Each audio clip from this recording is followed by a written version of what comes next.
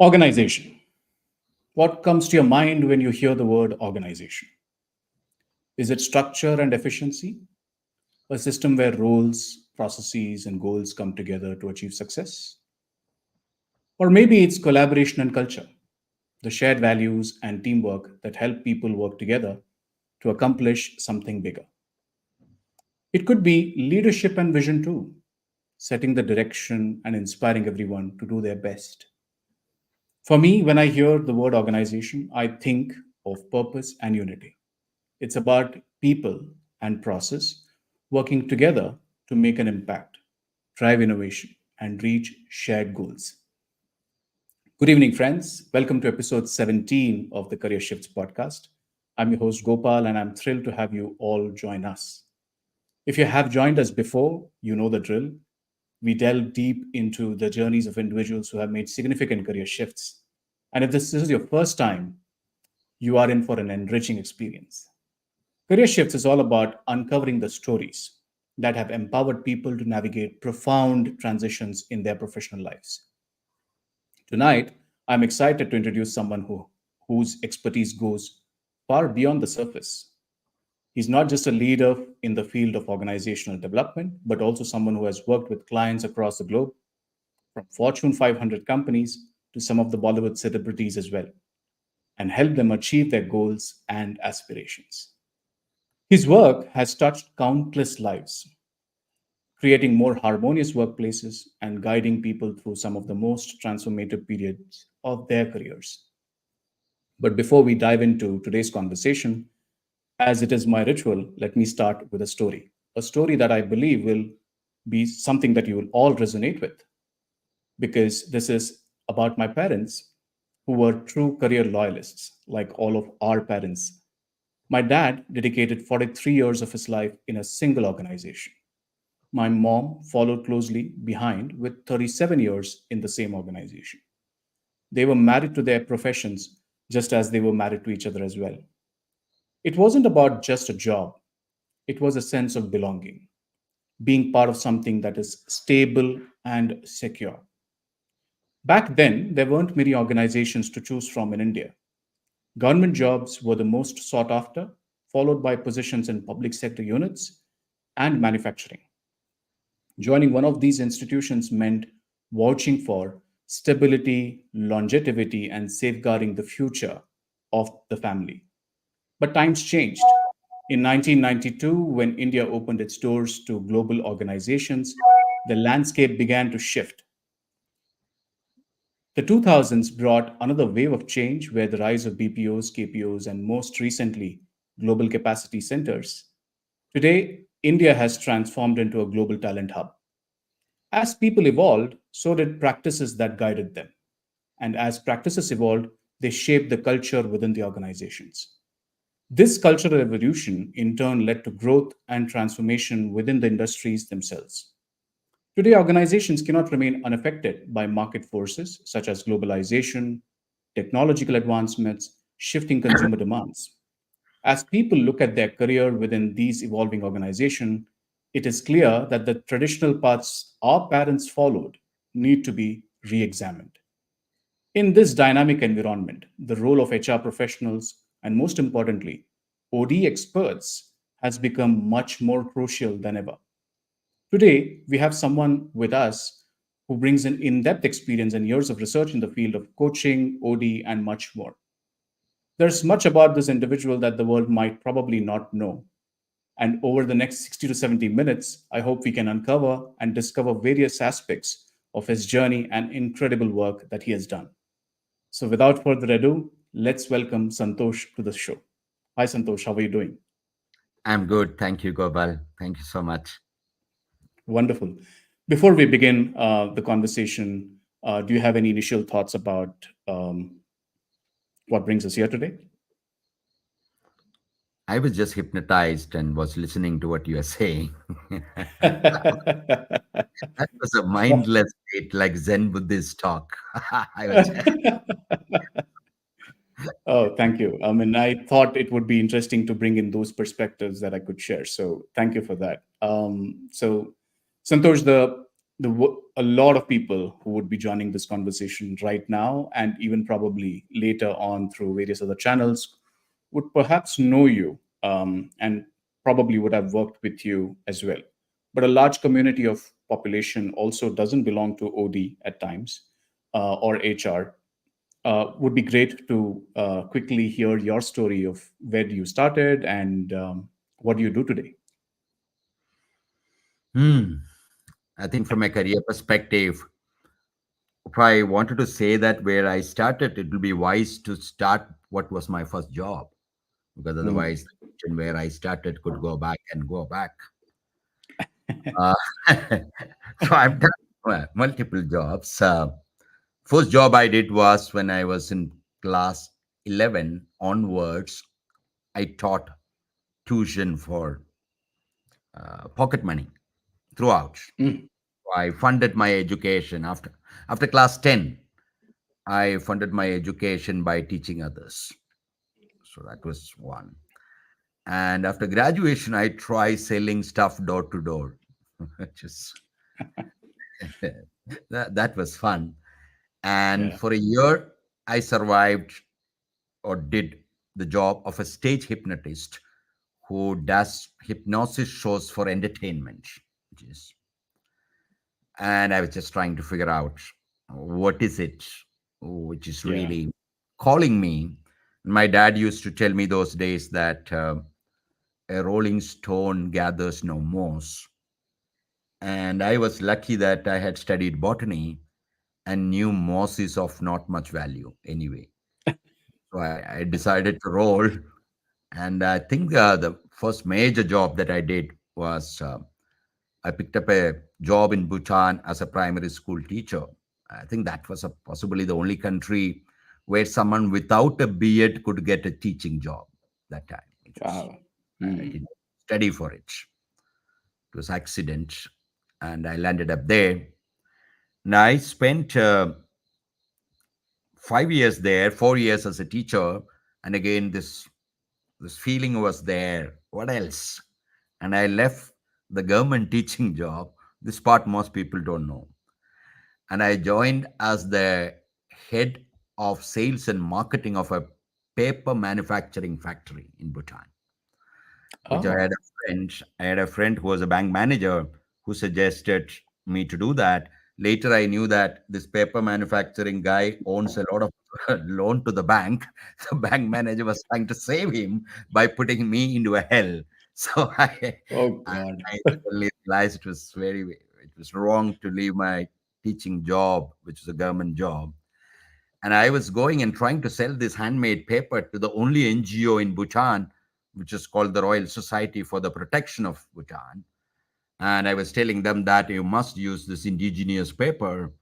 And the day I knew that I can't continue working there, I moved and got a job with this NGO as the head of environmental education.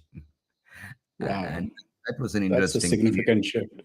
Yeah. So the next 1 year, suddenly my life changed. I had a Land Cruiser, I had a driver, I could go to any part of Bhutan.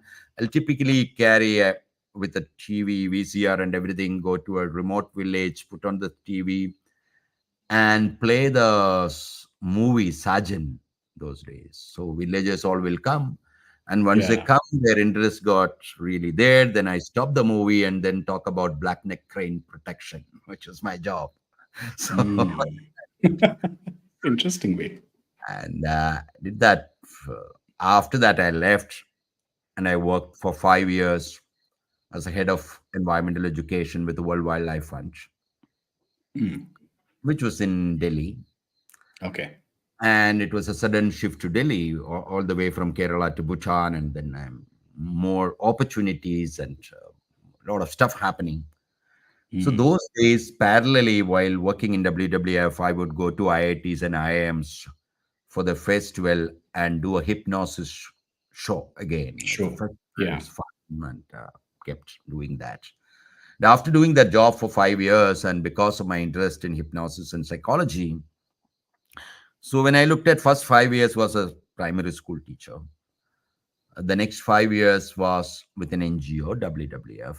though the building and the name looks very multinational. Uh, so it's in Lodi Estate. So there is WWF, Mm. UN, there is World Bank. All buildings look exactly the same pattern. Same. And their salary was also tax free. Our salary was also tax free. Theirs was tax free because they are UN organization. Mm. Mine was tax free because I never reached the tax limit. You know. So after 10 years, I said, with all these skills, where do I do something where I get paid? Correct. That's how I thought it could be a good idea to move into the corporate world. Mm.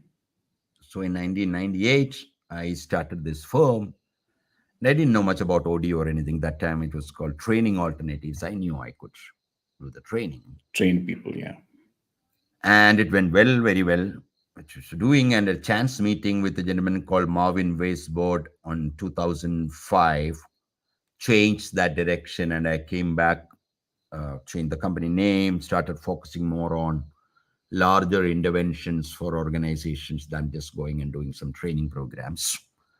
Both are important. So just that I moved in doesn't mean that the other one is not important. But that's why I always get excited to do things which I didn't know. So this was Correct. new. Mm. Mm.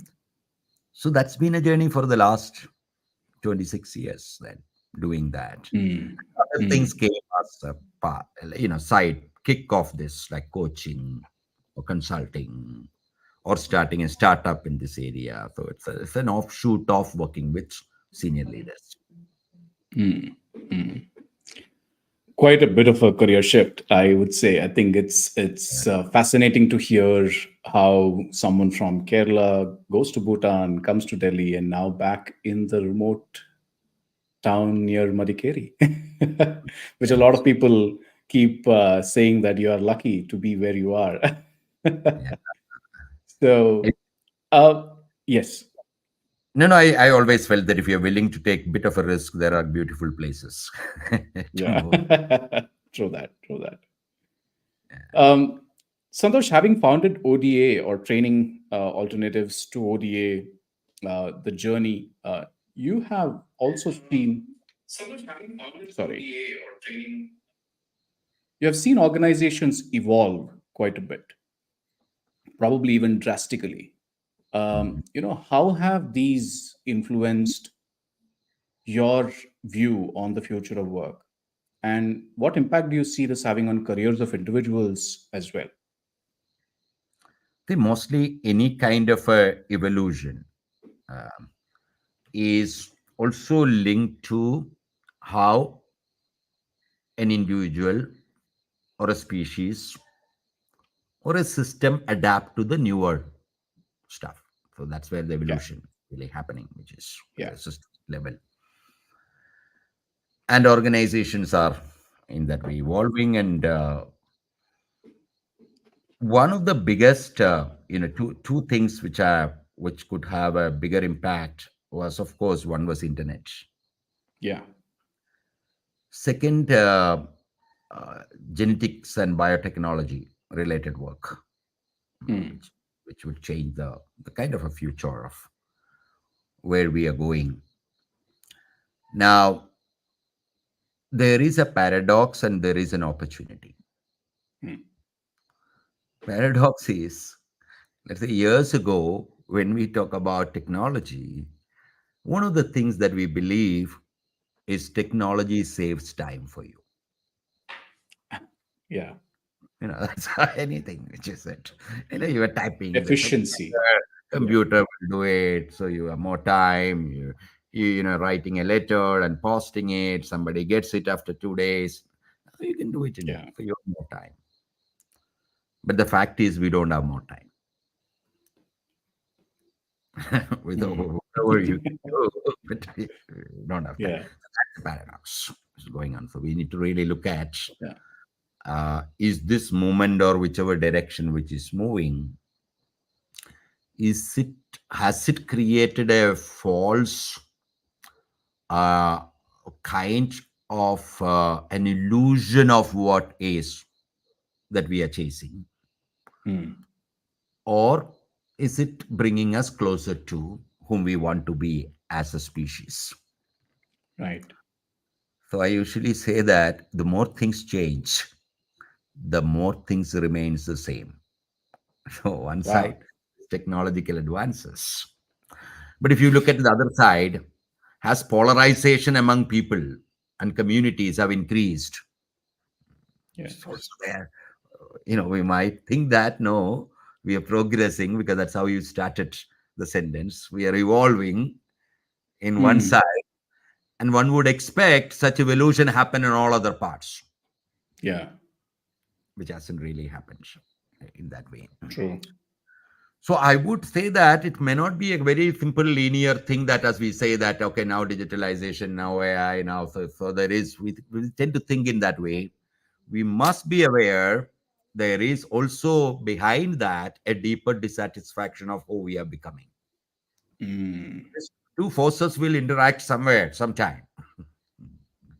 So too much prediction about future. I Hmm. find that it is kind of possibly a defense mechanism because we don't want to deal with the present. you Wow. know Everybody talks about future of work and you Hmm. know, conversation about what can I do today to make work much more inclusive, or Yeah. things like that. So are we escaping by, because human beings as a species will adapt. Hmm. Adapt. So as a fundamental thing, we'll survive, we will adapt, we'll figure out newer ways. But would we be a more peaceful, contented species? Is a question mark because that's a paradox which I'm talking. Yeah. Yeah. Yeah. Interesting. And do you see these paradoxes manifest in organizational context more and more of late? And what could be done to address those? I don't know. It could be deep rooted because one of the things in OD we talk about the unconscious processes Hmm. happening in organizations. Hmm. And one of the common things that we all know that whomever we talk to, we're all running around, right, in an Hmm. organization. A day Hmm. is not enough for you to True. do everything you wanted to do or everything you are supposed to do. So, in one side, there is bias for that action and activity. Hmm. The more active Inaction you is looked are, down upon. Yeah. the more action happening. You're running around, and you got to go Yeah. from one meeting to another, and you know, so the action things is really gone. And that's also the time to look at is this action coming from a collective unconscious anxiety, or this action is really needed because Interesting. it could be Yes. a Hmm. action coming from so I sometimes say that when organizations tend to do a lot of good things, it could be coming from an unconscious guilt also because fundamentally we may not be doing good things sometimes. Yeah. Yes. Quite possible. Quite possible. So, yeah, I mean, a lot of comments coming in from Vivek, Dagny, Mrinal. Um, so, if people listening Why into can't this I see live, the I mean, on the right hand side, if you have comments, comments? Okay, yeah, yes. comments, yes, yeah, yeah. So, wonderful perspectives being shared. So, people listening in online, live, feel free to ask any questions that you think you would want Santhosh to answer, and we'll pick that up as the show progresses. And do let us know which city you're joining us from as well, and it would be interesting to see how uh, the reach of this podcast is increasing as well. So thank you for that. Santosh, moving on to the next part of an interesting piece of the work that you've done, which is your book, the book on coaching that you wrote. Do you want to share a bit about how that journey happened? What triggered that, and how do you see coaching as a profession evolve in the current context, perhaps? I don't know if I'm going to disappoint you and the group with that story because there is no great story there. But I'll tell you what the real story is. We did a coaching conference for the first time in the country where 200 senior leaders came in, coaches, And I had this background in the social sector, right, in WWF and other things. So one of the things I knew, whenever we do a conference, we have to release a publication. That's how NGOs work. Yeah. So because we announced the conference, and I said I have to release a publication now, and so I started writing on it because the conference was in coaching. Otherwise, I wouldn't have written. I would have written a novel Hmm. or something else at that point of time. So because the conference was on coaching, and I was for the first time announced that there is a coaching conference, and it was kind of a pressure on me that I should release a publication. So I started writing and putting, and I got interested as I wrote, because anyway, a lot of stuff on coaching is not first-hand research or insight. There is a lot of stuff Yeah. available, and I released. So I didn't publish. I released You in that released. coaching conference book. And I used to teach a course at ISB Hmm. for PGP Max, the people who are experienced Correct. and who like to do that. It was a 2-day course, and I went to teach there. In the evening, some of the good students invited me for a drink in the bar there. ISB has a bar inside. So I went there, and one of the guys asked me, "Haven't you written a book? You have so much knowledge." I said, "I have released a book recently. I have a book." So I asked, "Who are you?" He said, "I'm Hmm. the managing director of Wiley. Can you share that book?" So I shared with him, and he said, "This is brilliant stuff. We're going to publish it." That's how I never wrote it for publishing. Hmm. And an interesting thing happened. And he said, Peter Booth Wiley, the chairman of Wiley, will want to come and publish. I said, wow, Wow. why would he do that? Because he hasn't come. And he came to publish my book, and we met. And I asked him this question: why did you come to publish my book? Hmm. And uh, so if you really look at the book, there were a couple of pictures of mine whom I had shared, and Wiley decided to put only one. But he had seen it with the long hair up and all those things. And this guy, Peter Booth Wiley, was a hippie during his younger days. So when he saw my picture, he felt, here's a hippie writing about a corporate coach. I'm going to India to release this. That's how Wow. he, yeah. Now So, that is an interesting story. So, so I don't know why you wouldn't say that, but yeah, it is an interesting story. I mean, how often do you find people, see a commonality and are willing to come and do what yeah. he just did for you? So incredible. Um, Santosh, coming back to your consulting journey, um, you've consulted wide range of clients. It could be Fortune 500 companies to even perhaps Bollywood celebrities. How have cultural shifts within these industries or even people affected organizations and organizational development more so? And what does it mean and how does it affect career paths for people? Hmm. As long as I can remember, whomever I coach left the job. So there's a gentleman whom I I coach. remember this. Yeah.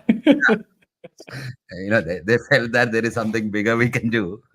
So I think if you are specifically looking at career path, one of the shifts what we need is we all develop something called a social mind. Mm. And the social mind tells you that you did study this is your first job, and then this should be your second job. So we have this whole framework already fitted in. And when things don't go the way you thought they will go, not you thought, Yeah. your social mind thought, Yeah. you're depressed. But fundamentally, as human beings, if you really look at, there are certain general traits, and I don't particularly believe, that I don't believe in this huge set of competencies that organization talk about as leadership competencies. There are fundamentally the curiosity, the resilience in any human being. Yeah. If you're able to tap, and with the knowledge of what's really interesting to you and where is it that you can get some expertise, Mm. and that self realization would have triggered more career shifts than collectively a system doing something, Mm. right?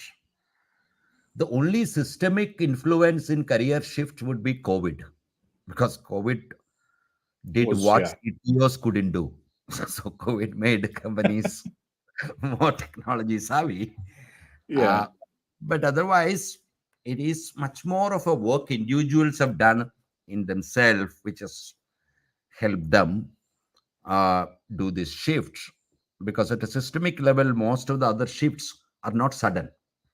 Mm. Yeah, slowly happening. Mm. Mm. Mm. People might advertise saying that there is a sudden shift, something is going to happen, like they advertise Disruption. disruption. Y2K was Yeah. sold like that, saying Yeah. that next year you will lose every data like that. But Yeah. most other social changes that is happening is there is a pace. Mm. Human beings adapt to that kind of a Mm. Mm. change and pace. Mm. And as long as, to me, we use our curiosity and creativity, we have a place. Yeah. The day we ignore that and try to depend on the certifications and rationality, then we will be in trouble. Yes. Do you see the advent of AI having a negative effect on that, at least from an upcoming generation perspective? Or do you see people will get used to it? Would that affect curiosity and creativity? See, I think biologists believe that we are losing our hair Mm. because we protect it. We protect our hair from sunlight, rain, and if you protect something, you will lose it. Mm. So if you are, and every kid tell my daughter, everybody, don't use AI to do your research or anything, because then you lose it Yeah. in that way. Yeah. So if you're not using your body and exercising, then you lose it, and if you're not using your creativity, your thinking, then you lose it in that way. Mm. So I do some counter things, like that I tell in my workshop to people not to write down things, because Yeah. then you stretch Retain it. right there and say that, Mm. and I'm giving them book or everything after that, but it's just an Mm. anxiety for people to keep writing it up. This is what happened typically in organizations. When you call for a meeting, the first thing anybody look for is a notepad, Notepad and a pen. Yeah. and then they walk into the meeting and keep writing whatever is going on, and only when they look at the note they realize that, okay, they had gone for a meeting. Mm. Mm. Mm.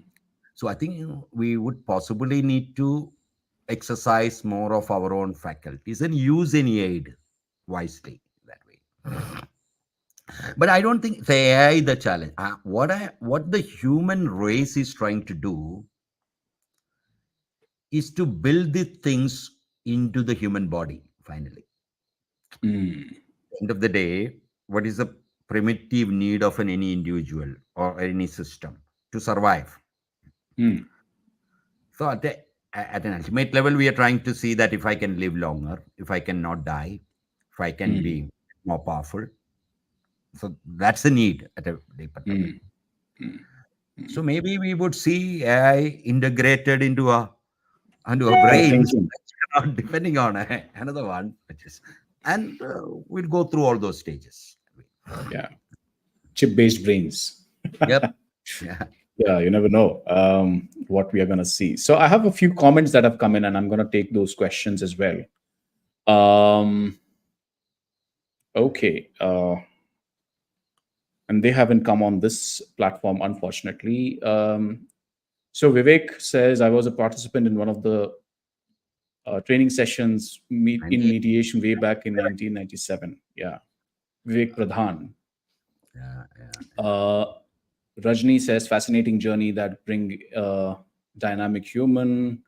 Roshni Venkatesh doing things I didn't know, very much brave approach, which the kids can take lessons from. Um, Roshni is asking us a question: how do we deal with the anxiety of ourselves and anxiety of our children? You referred to the compulsion for action to address the anxiety, thus asking. My God, psychologists will kill me if I answer this question. You know, they spend the whole life dealing with it, but there are multiple ways to understand anxiety. I think psychoanalysts would say that it is that whole conflict between id and ego. Mm, But in other terminology, we will talk about finding what is causing this anxiety, and different people have a different level. mm.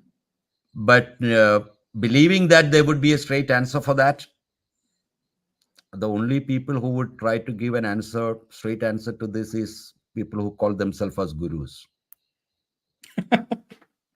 not a researchers, because it's a yeah. Yeah. But what I can relate is we live in an anxiety creating world. Mm, For everything can create anxiety. If you want to travel in a road in Bangalore, that can create anxiety. and If stress. you and stress, so you're not in control of things. So we live in an anxiety creating world. So it's not Yeah. us many a time in that way. But having this awareness that it's not what is triggering creating this anxiety, because the same thing which is triggering is not creating anxiety in another person, Mm, will help us to look at a little bit more deeper and what is it getting triggered within me, and how do I want to deal with that.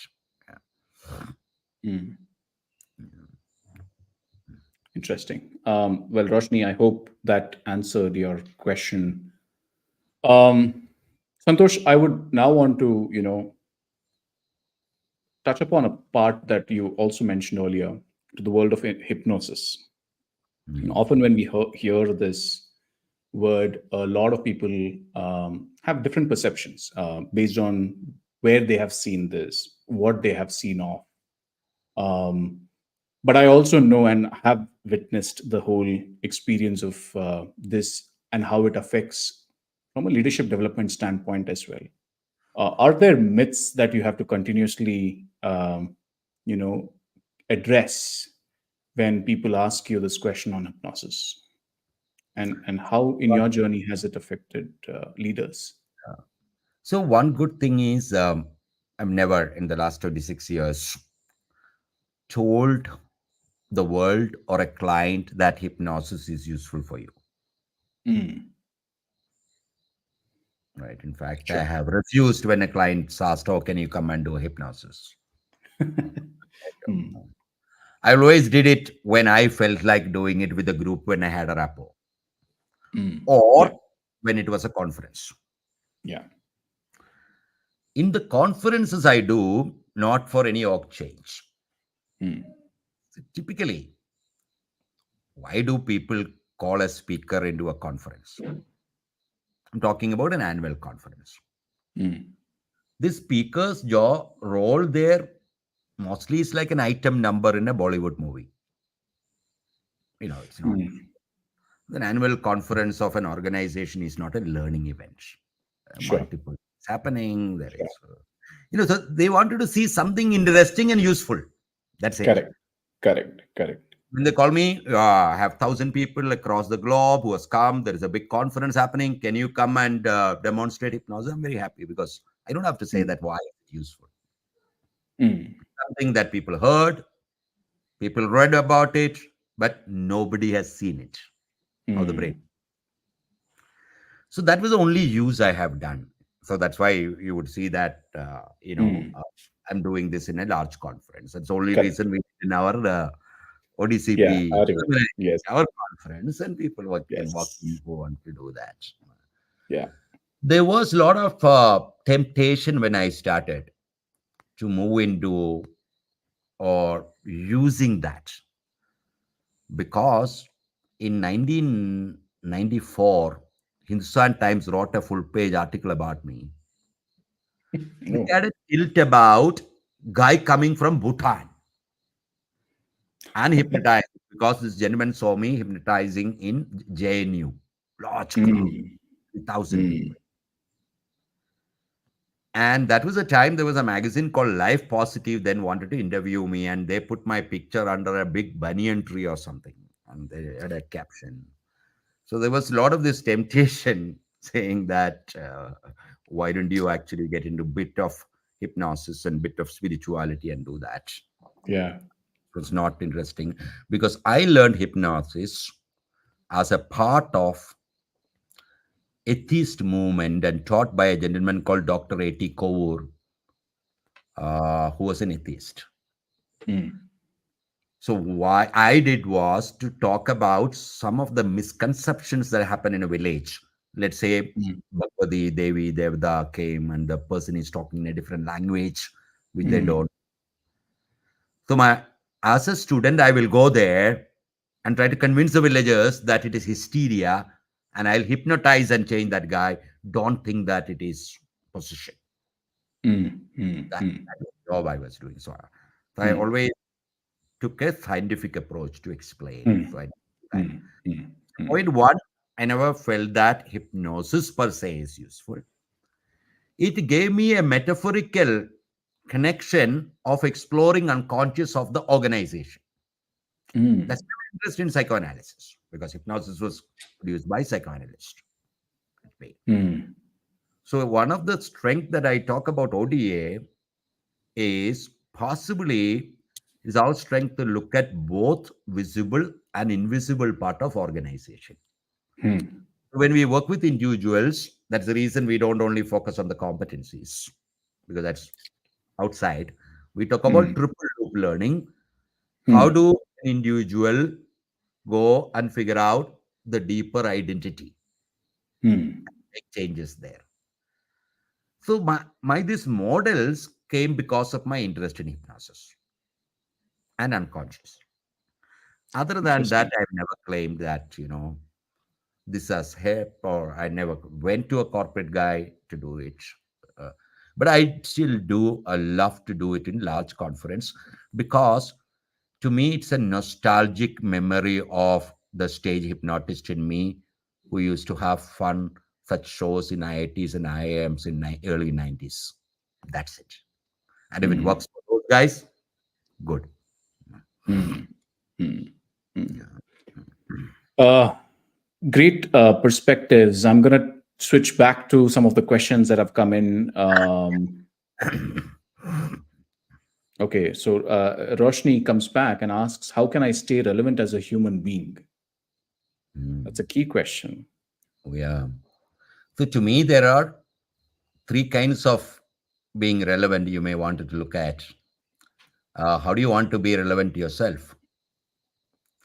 How do you want to be relevant to your stakeholders? And how do you want it to be relevant to a larger ecosystem or the world?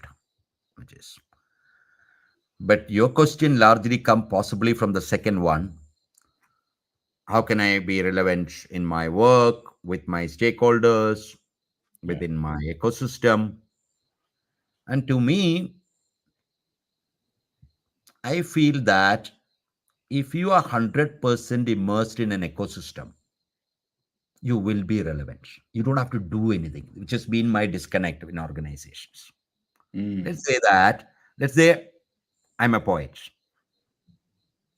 and I love, and every day I'm writing and I'm reading, then I'm relevant, because mm, then I'm knowing what's going on. Another metaphor I say that we need to understand that we can be people, who are this people who, with that small piece of wood, they're going around these waves. way border. Yeah, so they don't have a big equipment, so they're not. Yeah. So, but they know that I need to be above the wave, Mm, right? wow. Mm, So similarly, if you think, am I 100%, do I live in my ecosystem? Mm. Many a time, there is a dissatisfaction about the ecosystem in which we live. True. I don't belong. I don't have a sense that. And that slowly started detaching me from the ecosystem. And ecosystem moves, then I have to do some conscious effort to be relevant there because I didn't realize that things were moving. Mm. As human beings, when we know that things are moving, not that we would be like, for Mm. example, uh, when we always look at the younger, when I interact with my daughter and her friends, you know, uh, I can't do some of the stuff they do. Mm. I can't answer every question with awesome or cool. I have to tell long ones sometimes. Yeah. Uh, but I think in most of the ecosystem that I am immersed in, feel one with, I know intuitively to be relevant there. And if Mm. we have to do an extra action to be relevant, we need to ask that, am I in this ecosystem fully? Mm. Okay. Mm. Santosh, I'm gonna ask a perspective based on conversation that I had this morning about a gentleman who was saying his daughter doesn't want to work the way I worked. And I asked him, tell me more. And he said, I've spent almost 2 decades in the same company. And when I talk to my daughter, she says she doesn't want to be working in any particular company, but she would want to work for many companies at one go. And the model that we are all seeing emerge is the way freelancers are coming in, gig working, gig economies, really blowing up, even as a lot of organizations are also beginning to right size their organizations, right? So if you look at any large uh, multinational organization that is into research, they would say workforces are going to evolve, which will have employees, and that will be a particular percentage of population. And then there is an entire ecosystem of people who would be supporting the organization. And that share of that is going to continue to grow. Now, you mentioned about whether you, as an individual, feel aligned to the organization or belong to the organization. Now, here we are talking about an upcoming generation that doesn't want to belong to an organization. How do you see this, unfold? Is the discontent, dissatisfaction going to continue to grow, or do organization need to do anything differently? Good that you brought in. So I need to clarify what I said. Hmm, I mentioned that you need to be one with an ecosystem. hmm, hmm, hmm. If you are a gig worker, Yeah, yeah. the gig worker community is your ecosystem, and the people Hmm, who hire gig workers are your ecosystem, correct. right? So it's an ecosystem. It's not a, so it has nothing to do with Sure. loyalty Hmm, or belonging to an organization. hmm, hmm, I'm hmm. saying if you are engrossed in one field, then being relevant in that field is easy because you're Sure, there. The field is sure, moving. You sure. don't have to do an extra effort in that way. But that Hmm, didn't mean that one should stay in one organization or hmm, one can do 100 jobs because I am the guy who has never worked in a corporate world hmm, hmm, hmm, and survived without having great academic qualifications or certifications. As long as we are able to nurture, tap into what I can offer, it's not now. Tom Peters hmm. said this some 40 years ago that the structure of True. organizations are changing. It is Hmm. like you have something to give, I have something from you, I will pay for you. Is there? It's just That's it. Hmm. that's it. Yeah. And the good thing is that, like you mentioned about the younger generation, know that that's a Hmm, fact, hmm, hmm, which is good. hmm, Unlike you mentioned about your parents, or like my dad, who stayed in one organization for long, and only one organization throughout the Yeah. lifetime. Yeah. But probably they also stayed in a relationship like that for long, which is also, True. yeah, it changes in all social spectrum, right? Yeah. So Yeah. any place that you are in, you keep evolving because the place will change you. Mm, mm, mm. It will have an impact on you. Yeah. Interesting. Jagdish asks a question. What do you think is the most significant factor that influences success of an OD intervention? And how do you ensure that the factor is addressed in your work with the clients? Interesting question. Whether it is an OD intervention or any intervention, so that's a word people use. It's very serious word when we use a word called intervening, and Mm, came is there in medical field intervening because there is a system mm, and you are entering that, and that entry mm, itself is not easy because the system mm, is in an equilibrium. You're intervening into that mm, mm, mm, sensitivity. Now, success of any intervention depends on two mm, things. mm. One, interior conditions of the intervener. You know. True. Second, Yes. what is it that we agreed with the client about the success? Because Mm, client asked me, okay, I want to do an OD intervention, I never do. I said, what problem you want to solve? mm, So it's called, we call an action learning or an action research methodology, right? mm, Where a client and the consultant have identified either an aspiration or a challenge. It can be both mm, that we need to address, mm. creating a strategy or an action plan, what methodology will work for us. So it's not just one methodology. We did an intervention once with the Novartis in India Mm. where we got 1,200 people inside a room, and we thought that Ooh. explore that. And the next month, I am doing something with the CEO and only leadership team, 8 people sitting for 3 days to figure out Mm. this. So, two things. One, there has to be an agreed upon thing. What are we trying to address? Achievement. Yeah. Mm. And it can't be up there saying that, okay, you come and do an OD intervention because we are planning to be 3x. And Yeah. that's not my job, in that way. But if we say that we are planning to do a 3x in next 3 years, and we need to look at whether our structure supports that or our current talent and mindsets will support that. And if you wanted to give us some insights on what kind of a changes we need to do in the system so that the system is ready, provided you have other things ready. Mm. Mm. Mm. Mm. Mm. So we usually create, that was my background when I worked in an NGO. If I Mm. go and say that we're spending X amount of money in Bharatpur Bird Sanctuary to make sure that the people in the villages need to get jobs as bird guides. Oh, wow.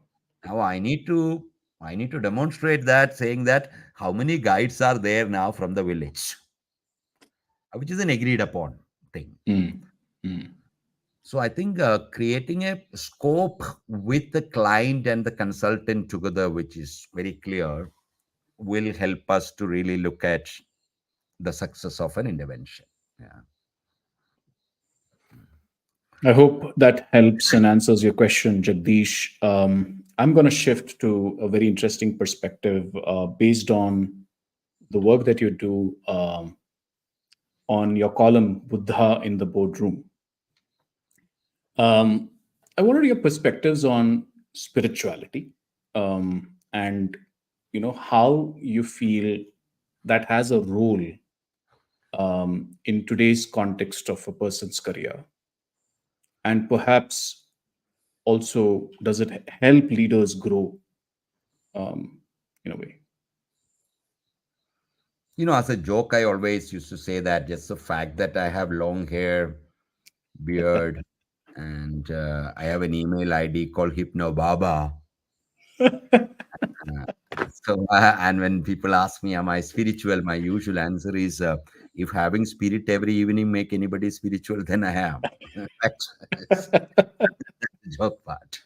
Yeah, But otherwise, it's a tough subject. And one of the things I avoid saying that I'm not an expert on that, because sure.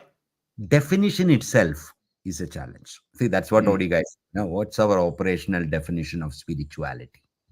mm, It came from the word spirit, and spirit has different meaning in different languages and all those things. yeah.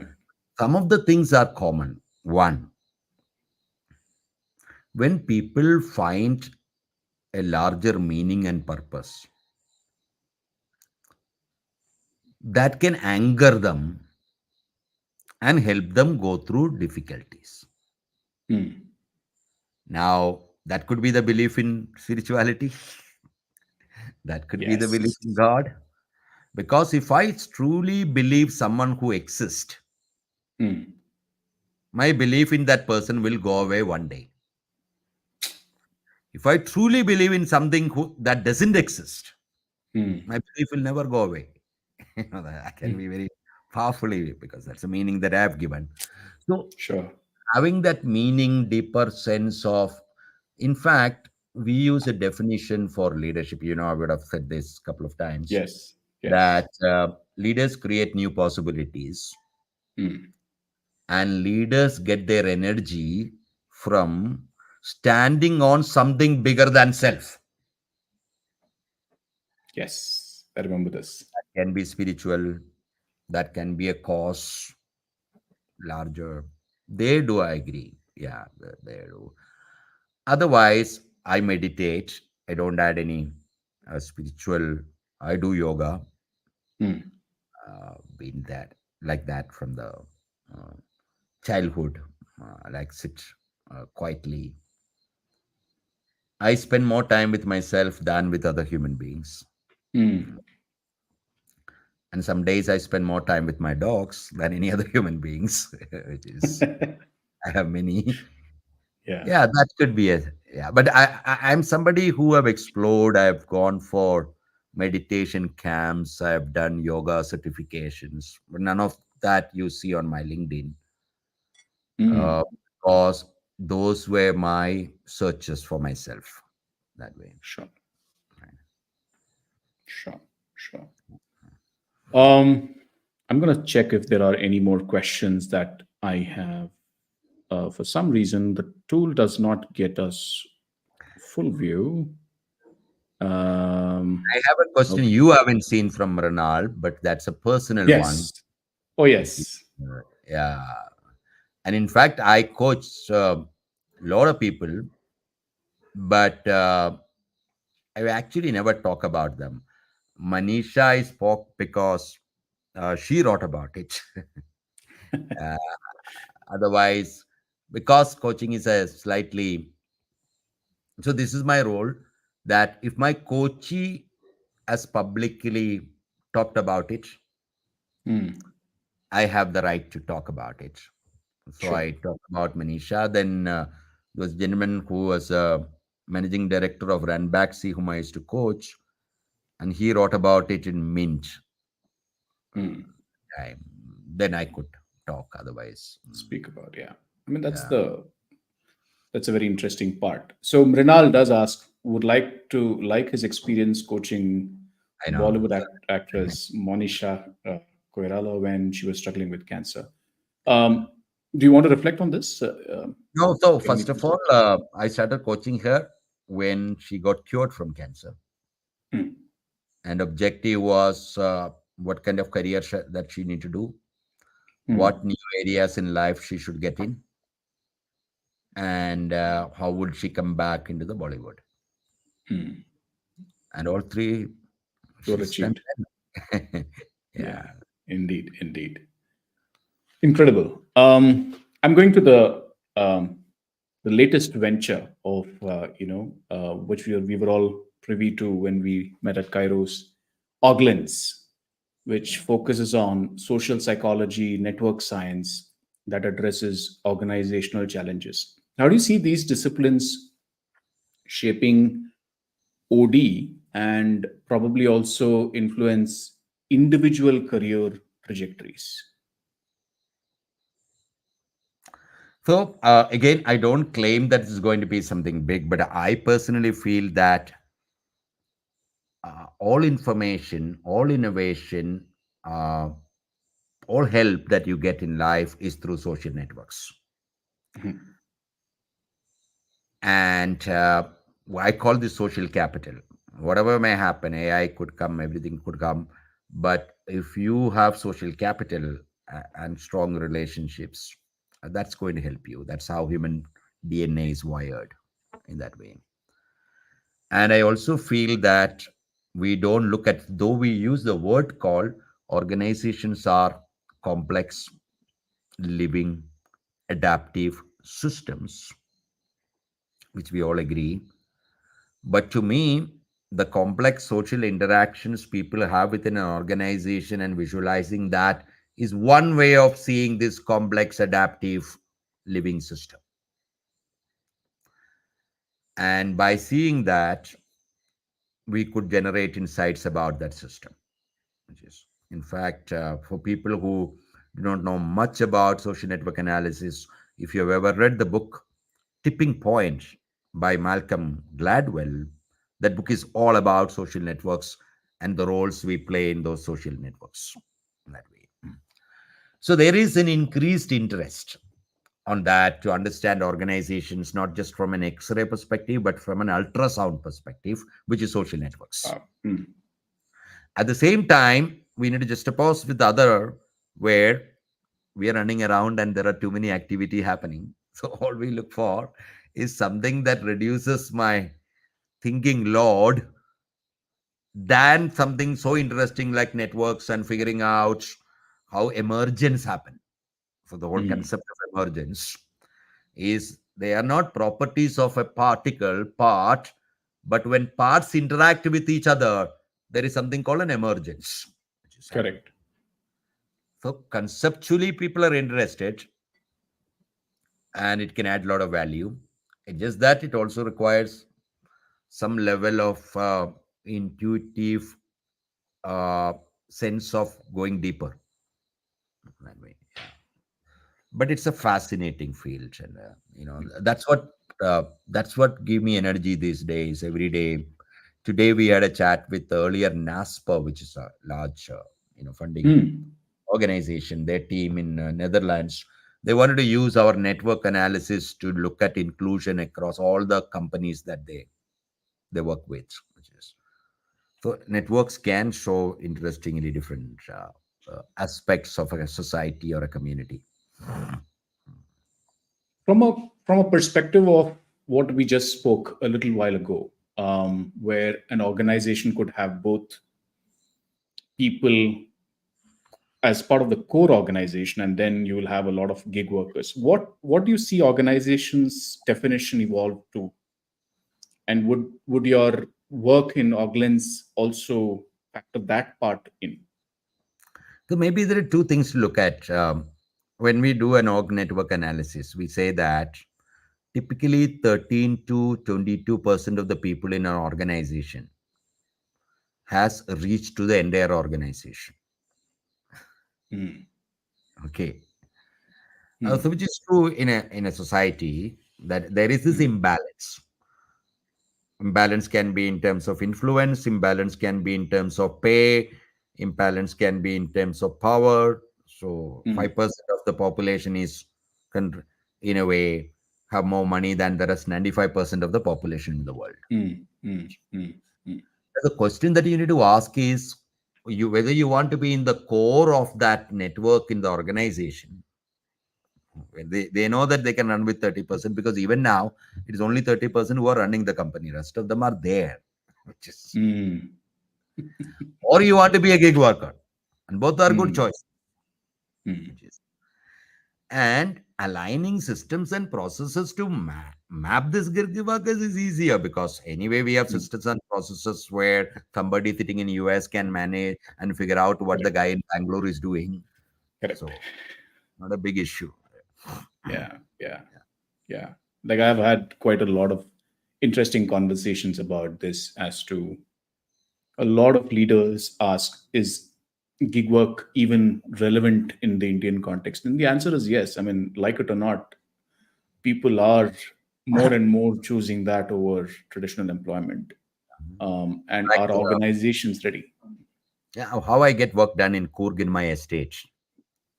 There'll be a bunch of people from other parts of India who come here, and they say if I give them a place to stay and food and a Hmm. month of work, they'll do it, then pack, Hmm. go after that month. It has been happening in Coorg for a long time. Yeah, yeah.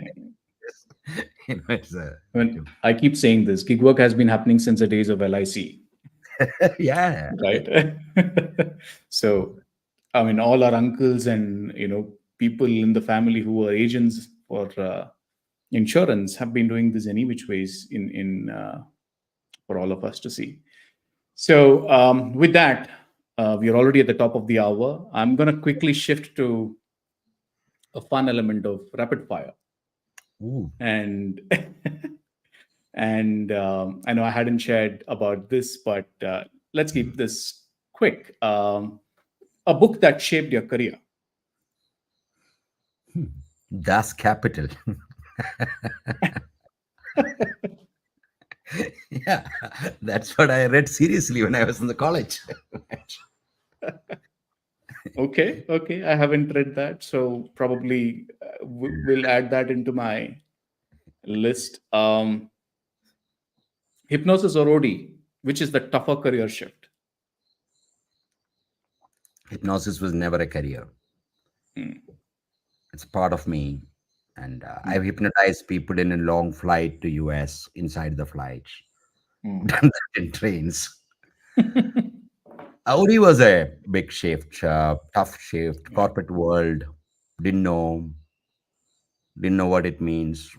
Didn't know the language they used. Hmm. Know how to wear those clothes they wore when I just first made the move because I was coming from a very different background. Yeah, True. that's Hmm, the bigger shift. hmm, hmm. Most inspiring spot in Kurk. Hmm. For us, it's your home. It's home. I'm within the home because I have 11 acres, so I'm just looking at which one.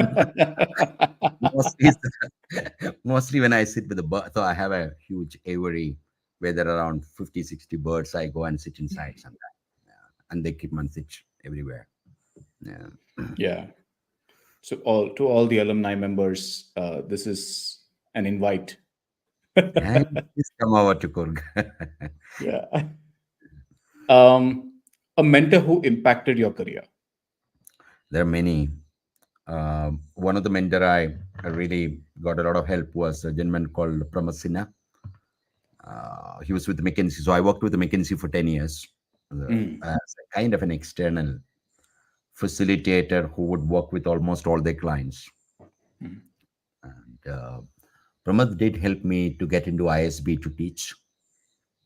Yes. Pramad and me did workshops together. Um, and at different levels, then I would ask him, because he comes from that background. I didn't have any of those, which is there. And interestingly, at multiple levels, I had a gentleman called Dr. Nair. Dr. Mm. Nair used to be the director with the museums. Yeah, he used to teach museology, I think, in BITS Pilani. Wow. And Indira Gandhi called him to start the natural history museums in India. So he started the museum in Mysore to Delhi to everywhere, and his whole job was to how do you communicate to a crowd using visuals? It can be stuffed thing. How do you create a learning experience? That's what natural history museum does. Wow. Yes. Yes. Absolutely. And because of him, he forced me to write for something where I got a prestigious fellowship and scholarship, which I never write. It's Mm, called the Paul Getty Award for Conservation in 1996. It's extremely prestigious award. Paul Getty was a minister in US, where I could go to mm. UN, and he pushed me to, those things. So in each stage there are. Yeah. Many, Wow. a lot of my Wow. students have been great mentors that way. Yeah. Indeed. Indeed.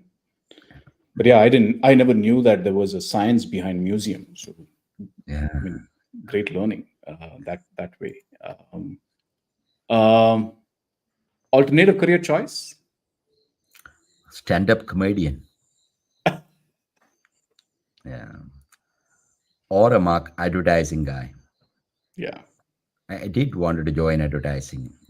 Then I wanted to be too many things, so I had to choose. That's it. And lastly, any memorable client transformation or conversation. I think most work that I do is about a senior leadership team Hmm. may have some kind of issues and creating a collective identity and connection. Yeah. And at least 90% of the cases where I worked with has happened in that way. Even now, that's what on a day to day. And because I don't sign up bigger than that, I don't sign up, as I said, for 3x growth or any of those things. I'll exactly sign up what I'm Yeah. supposed to do. And mostly work well. And things I think are as an ODA, it's not our cup of tea. We refuse more work than we accept. I Mm. think Karthik or somebody would have told you this when he was in the client. Yeah. They asked me, can you tell me why we should hire you to do this? I said, it's the other way around. You have to convince me why I should work with you. So putting it back, largely did well because we choose. Yeah. Yeah. Interesting. So thank you so much, Santosh, for joining us. The insights around organization, anxiety, thinking about future. Are we trying to escape the present? All of that is going to be something that I'm going to take away. And before we wrap up, any final thoughts, advice that you want to share with the audience? I only say that the world is becoming more individualistic across. Anything we can do to retain our collective spirit and connection, Hmm. that's what really going to help us. The feeling that I can reach out, I can trust uh, somebody else is will have my back, and that can be starting from the family to the friends to the people whom we work around. And I strongly believe that we build connections when we don't need connections, so that when Yes. we need connection, we have those connections. That's it. Yeah. Thank Yeah. In many ways, this podcasting journey for me has been that. I mean, you. if you really ask me, why do I do this? It's because of That can, that yeah. exact purpose. So uh, glad that we resonate on that. So thank you so much. Really appreciate you joining us. To all of you who have tuned in and are listening to this now, or would listen to this in the near future through all the social channels, thank you for joining. I hope Santosh's journey from his early days in Kerala to Bhutan and founding OD and now Orglens, and the conversation how to be future ready but in present, and think about how not to be anxious but relevant, have sparked new ideas on how you can drive transformation in your own life and your workplaces as well. For individuals within organizations, I always believe this fact that organizations are all about people, and it's each one of us that make organizations what it is. So it's about cultivating the culture that encourages innovation, adaptability, and personal growth while working to create a network. It means ensuring each person feels equipped, and not only to meet the challenges of future but actively shape it through contribution and ideas. In today's rapidly changing world, where nature of careers and organizations are constantly shifting, embracing these changes with an open mind, forward-thinking mindset is the key. Whether you're a leader or an employee, adapting and growing with the times allows both personal development and success of larger organizations. I look forward to bringing more inspiring stories, practical insights in the future episodes. Until then, stay curious, stay innovative, and keep tuning into the Career Shifts podcast on LinkedIn, YouTube, Spotify, and Apple Podcasts. See you soon. Keep shifting forward and upward. Thank you. Thank you, everybody. Bye bye.